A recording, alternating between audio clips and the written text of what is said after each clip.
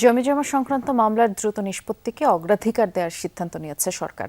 আর সে লক্ষ্যে প্রচলিত আইনের বাইরে গ্রাম আদালত বা বিকল্প বিরোধ নিষ্পত্তি আইনের মাধ্যমে কার্যকর ব্যবস্থা নেওয়ার কথা জানিয়েছেন প্রধানমন্ত্রী তারেক রহমান।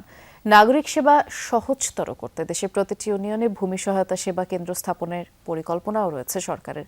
আর প্রধানমন্ত্রীর বিশ্বাস, এতে মিলবে দুর্নীতি ও হয়রানি মুক্ত সেবা। রেইনবো অ্যাক্রোপ্লাস্টে অ্যাক্রিলিক এমালশন থাকায় মুছে ফেলা যায় যে কোনো দাগ সহজেই। Rainbow Paints. জনগণের দোরগোড়ায় সহজ, স্বচ্ছ ও প্রযুক্তি নির্ভর সেবা পৌঁছে দিতে সারা দেশে মঙ্গলবার থেকে শুরু হয়েছে ৩ দিনের ভূমি সেবা মেলা। রাজধানীর তেজগাঁওয়ের ভূমি ভবনে কেন্দ্রীয় অনুষ্ঠানের মাধ্যমে মেলার উদ্বোধন করেন প্রধানমন্ত্রী তারেক রহমান।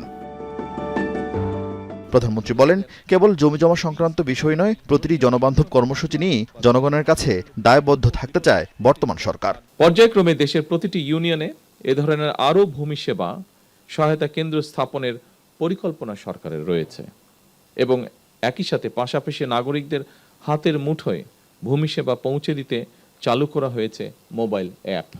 একই সঙ্গে ভূমি প্রশাসনের প্রায় সকল সেবাকে ডিজিটাল প্ল্যাটফর্মে নিয়ে এসে নাগরিকদের জন্য সেবা গ্রহণকে আরও সহজ, দ্রুত এবং কার্যকর করারও উদ্যোগ নেওয়া হয়েছে।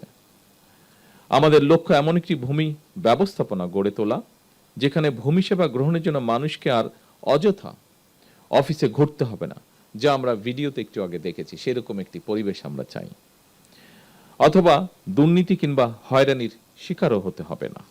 সরকার রাষ্ট্র রাজনীতিতে মানুষের অধিকারের প্রতিফলন দেখতে চায় জানিয়ে প্রধানমন্ত্রী বলেন, এ কারণেই নির্বাচন ইশতেহারের প্রতিটি ওয়াদা বাস্তবায়নে মনোযোগ দেওয়া হয়েছে। প্রচলিত আদালতের বাইরেও জমিজমা সংক্রান্ত বিরোধ নিষ্পত্তির জন্য গ্রাম আদালত কিংবা অল্টারনেটিভ ডিসপিউট রেজুলেশন এডিআর অর্থাৎ বিকল্প বিরোধ নিষ্পত্তির মতন আইনানুগ ব্যবস্থার মাধ্যম অবলম্বনের দিকেও জোর দেওয়া জরুরি বলে আমরা মনে করি। এ ধরনের ভূমি সেবা মেলার আয়োজনের মাধ্যমে সরকার জনগণের কাছে আরও একটি নির্বাচনী ইশতেহার পূরণ করতে যাচ্ছে ইনশাআল্লাহ। এভাবেই সরকার পর্যায়ক্রমে একের পর এক নির্বাচনী ইশতেহারের প্রতিটি দফা বাস্তবায়নের মাধ্যমে জনগণের কাছে দেওয়া ওয়াদা পূরণের রাজনীতিকে এগিয়ে নিয়ে যাবার চেষ্টা করছে। পরে মেলার কার্যক্রম ঘুরে দেখেন প্রধানমন্ত্রী। দেশের প্রতিটি জেলা উপজেলায় এই মেলা চলবে বৃহস্পতিবার পর্যন্ত। আরিফিন শাকিল, যমুনা নিউজ, ঢাকা।